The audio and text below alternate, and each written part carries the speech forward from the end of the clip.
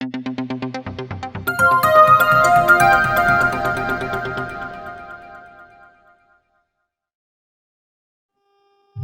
मैं अनुश्री यादव। आप देख रहे हैं जनमोर्चा डिजिटल न्यूज। आज हमारे साथ जुड़ रही हैं समाजवादी पार्टी की राष्ट्रीय सचिव लीलावती कुशवाहा। आइए उनसे बात करते हैं और जानते हैं उनके जीवन का सफर।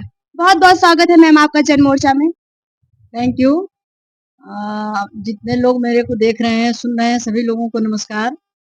मैं लीलावती कुशवाहा समाजवादी पार्टी की राष्ट्रीय सचिव हूँ, पूर्व एमएलसी, पूर्व महिला कल्याण निगम की चेयरमैन, पूर्व प्रदेश अध्यक्ष।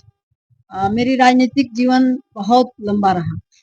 जब शुरुआत से जब मैं पढ़ने कक्षा 6 में थी, तो हमको वहीं से प्रेरणा मिली। माननीय जनेश्वर मिश्रा जी और शारदा अंचल जी, दोनों लोग आज दुनिया में नहीं हैं। वहाँ गए थे और माननीय नेताजी के विषय में चर्चा कर रहे थे, बोल रहे थे, तो मेरे को बहुत अच्छा लगा। और तभी मैंने कक्षा 6 की छात्रा होते हुए मैंने प्रण ले लिया कि मुझे राजनीति करनी है और राजनीति वहीं करेंगे जहाँ मेरे को अच्छा लगेगा। उस समय समाजवादी पार्टी नहीं थी, जनता दल था, और नेताजी का नाम आया, माननीय मुलायम सिंह यादव जी। मेरे को बहुत अच्छा लगा। और उसी समय जब मेरी शादी भी हुई, तब भी मैंने अपने हस्बैंड से शर्त रखी, भाई हम राजनीति करेंगे और वो भी नेताजी के साथ करेंगे, माननीय मुलायम सिंह यादव जी के साथ। मैं आज दुनिया में नेताजी नहीं है, लेकिन बेटी की तरह में मुझे नेताजी मानते थे, और समाजवादी पार्टी के राष्ट्रीय अध्यक्ष माननीय अखिलेश यादव जी भी बहुत हमको मानते हैं। मैम आपके पॉलिटिक्स राजनीति का जो सफर रहा वो कैसा रहा? आपको कहाँ से प्रेरणा मिली कि हमें समाजवादी पार्टी ही चुननी चाहिए? आप समाजवादी पार्टी में किससे ज्यादा प्रेरित थी? क्योंकि समाजवादी पार्टी तो बाद में बनी, पहले जनता दल था। कंधे पर लिए किसान, दो दो बैलों की जोड़ी, इस तरह से था। मुझे जनेश्वर मिश्रा जी की बात बहुत अच्छी लगी, और उस समय मैंने प्रण कर लिया था कि मैं नेताजी के साथ ही राजनीति करूंगी। और उसी समय मैं बहुत मार खा गई थी, कक्षा 6 की छात्रा थी, और जो संस्कृत का बेला था, जब वहाँ से मैं भाषण सुन करके आई, तो एक पंडित जी थे, उन्होंने पूछा कि नेता बनोगे क्या? तो हम कहे हाँ नेता बनेंगे। उसी पर वो मारने लगे, और जितने बार वो मारे, पूछे कि नेता बनोगे? तो हम कहे हाँ। हमको ये मुंह से नहीं निकला कि नहीं। और आज वही कारण है कि मैं आज समाजवादी पार्टी से 2015 से लेकर के आज 25 चल रहा है, 25 चल रहा है, 21 तक मैं विधान परिषद की सदस्य थी। वो भी लोकतंत्र की मैं पहली महिला हूँ जहाँ नामनेट चुन करके सदन में नेताजी ने भेजा था, माननीय अखिलेश यादव जी ने भेजा था। नामनेट चुन करके एक कुशवाहा बिरादरी की, एक मौर्य बिरादरी की, एक साक बिरादरी की, एक वर्मा बिरादरी की बेटी को भेजा था। मैं बहुत गरीब परिवार की थी, लेकिन संघर्ष करके आज यहाँ तक मैं पहुंची हूँ। मैम सबसे ज्यादा चुनौतीपूर्ण क्या रहा है? एक्सीडेंट जो आपको मतलब तब लगा था कि अब आप यहाँ नहीं पहुँच पाएंगी, लेकिन आज आप इतनी बड़ी नेता हो गई हैं, तो आप हमारे साथ उसको शेयर करिए। बेटा, मैं आपसे कहना चाहूंगी कि राजनीति जिस तरह से कांटों पर चलना होता है, डगर में कांटा पड़ा है और उस पर चलना है, तो कांटा चुन चुन करके हटाना पड़ता है, और तब आदमी सफर को तय करता है। ठीक उसी तरह से मेरा भी वही रहा। लोग बहुत काटे, बहुत मेरे आगे आए, लेकिन धन्यवाद देंगे मोहम्मद आजम साहब को, माननीय आजम खां साहब, माननीय नेताजी, माननीय अखिलेश यादव जी, ये तीनों लोगों ने मिलकर के मेरे को उच्च सदन में मेंबर बनाया, भेजा, जहां मैं हमेशा आजीवन जब तक मैं जिंदा हूँ, मैं समाजवादी पार्टी का काम करती रहूंगी, करूंगी। और मुझे विश्वास है, मुझे नेता माननीय अखिलेश यादव जी ऐसे नेता हैं जो दुनिया के लोग उनको अच्छे उससे देख रही हैं। मैम आप एक महिला हैं, इतना संघर्ष करने के बाद और एक आप पॉलिटिक्स में राजनीति में आई हैं, जो कि बहुत चुनौतीपूर्ण होता है। आप महिलाओं को क्या संदेश देना चाहेंगी? महिला सशक्तिकरण पे क्या कहना चाहेंगी? महिलाओं का घर से निकलना बहुत कठिन होता है। पहले वो भी एक समय था कि बेटियों को लोग पढ़ाते नहीं थे, लेकिन जब नेताजी मुख्यमंत्री बने, तो बेटियों को कन्या विद्याधन दिया, और पढ़ो बेटी बढ़ो बेटी उन्होंने ही लाया। तो जब बेटियों को प्रोत्साहन मिलने लगी, पढ़ने लगी बेटियां, तो निश्चित तौर से उनका रास्ता अच्छा आया। अब तो हर क्षेत्र में महिलाएं आगे हैं। कभी वो दौर था कि निकलना बहुत कठिन था, बहुत चुनौतीपूर्ण रास्ता था, लेकिन जिन लोगों ने उस चुनौती को स्वीकार कर लिया, वो आज महिलाएं आगे हैं, चाहे वो राजनीति में हो और चाहे वो समाज सेवा में हो, चाहे नौकरी में हो। अब तो देख रही हैं हवाई जहाज तक बेटियां चला रही हैं, तो बहुत आगे हैं। अब उतनी कठिनाई नहीं है जितनी चाहिए, लेकिन इस एक चीज कहना चाहेंगे कि ये सरकार शिक्षा से वंचित करना चाहती है बेटियों को और बच्चों को भी। मैम, समाजवादी पार्टी की सांसद श्रीमती डिम्पल यादव जी पर अभी आपत्तिजनक टिप्पणी हुई है, उस पर आप क्या कहना चाहेंगी?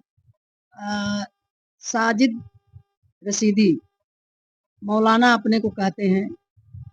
मैं एक तो जरूर कहूंगी कि माननीय सांसद डिम्पल यादव जी लोकतंत्र की पहली महिला हैं, जहां निर्विरोध चुन करके वो दिल्ली की पंचायत में गई थी। आज समझ लीजिए नेताजी की बहू हैं, इनकी क्या हैसियत है उनके विषय में कहने की। और माननीय राष्ट्रीय अध्यक्ष जी को उनको आज वो बोल रहे थे, अभी मैं सुन रही थी, उनकी हैसियत नहीं है कुछ कहने की, लेकिन ये केवल बीजेपी के कहने से, बीजेपी के एजेंट है। साजिद रशीदी जी बीजेपी के एजेंट हैं और डिबेट पर जा करके इस तरह का उल भाषा बोलना, महिलाओं के अपमान करना, ये पूरी भारत की नारियों का अपमान है, पूरा देश की महिलाओं का अपमान है।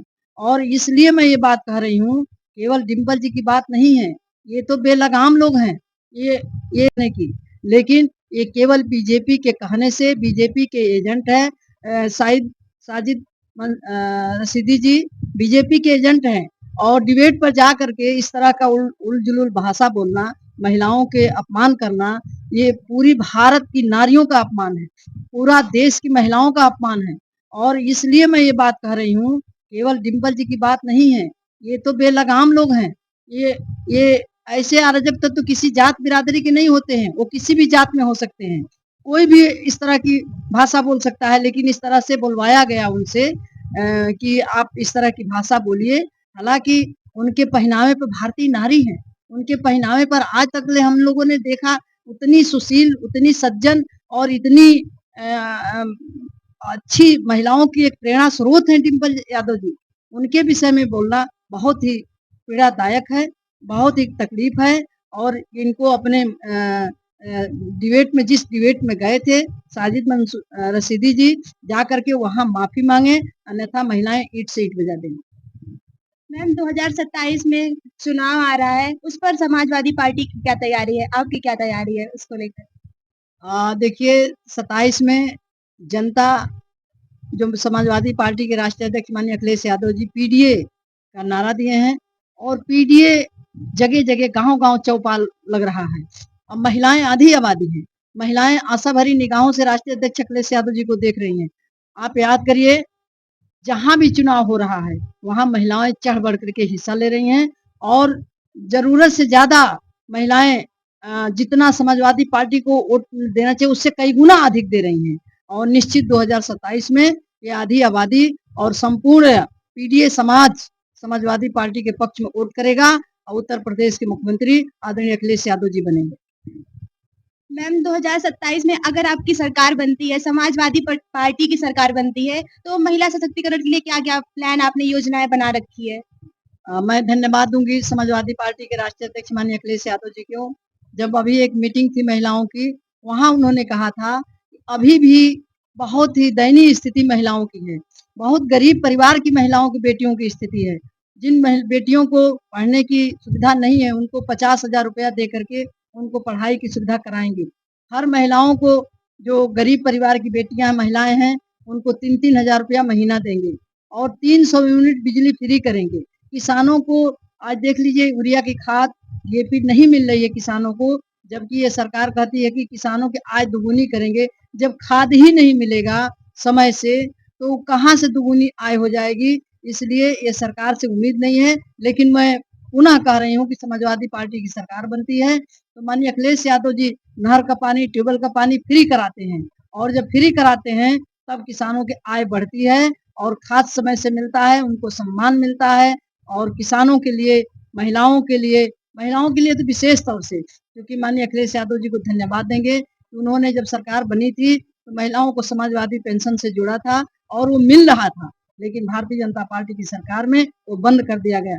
बेटियों को लैपटॉप मिल रहा था, वो भी बंद कर दिया गया। बेटियों को कन्या विद्या धन मिल रहा था, वो भी बंद कर दिया गया। आम आदमी के लिए 108 नंबर 102 नंबर एम्बुलेंस चल रहा था, वो भी बंद कर दिया गया। आखिर ये सरकार कर क्या रही है? मैम, जो युवा और युवती यहाँ पॉलिटिक्स में राजनीति के क्षेत्र में आना चाहेंगी, आप उनको क्या संदेश देना चाहेंगी? मैं धन्यवाद दूंगी कि बहादुर बेटियां, देश की बेटियां पॉलिटिक्स में जुड़े और वो भी समाजवादी में जुड़े, क्योंकि जो समाजवादी में इज्जत है, सम्मान है, इज्जत है, मर्यादा है, वो कहीं भी नहीं है। आप देख रही हैं, क्योंकि भारतीय जनता पार्टी कहती है बेटी बचाओ बेटी पढ़ाओ, लेकिन ऐसा नहीं है। बेटियां आज शर्म से झुक जा रही हैं। अब मानी सांसद डिम्पल यादव जी को जब इस तरह से एक मौलवी कह सकता है, इस तरह से बयान दे सकता है, तो सोच लीजिए और लोगों की क्या हाल होगी। इसलिए उनके पार्टी में कोई इज्जत मर्यादा नहीं है भारतीय जनता पार्टी की सरकार में, और सरकार के इशारे पर किया गया है। इसलिए हम अपनी बेटियों से कहेंगे कि पॉलिटिक्स में आए तो समाजवादी पार्टी के साथ आए और माननीय अखिलेश यादव जी के विचारों से जुड़ें और उनके हाथों को मजबूत करें, तभी उनका उत्थान हो पाएगा, अन्यथा इस सरकार से उम्मीद नहीं है। बहुत बहुत धन्यवाद मैम, आपसे बात कर कर बहुत अच्छा लगा। Thank you. Thank you so much. बने रहिए जनमोर्चा के साथ।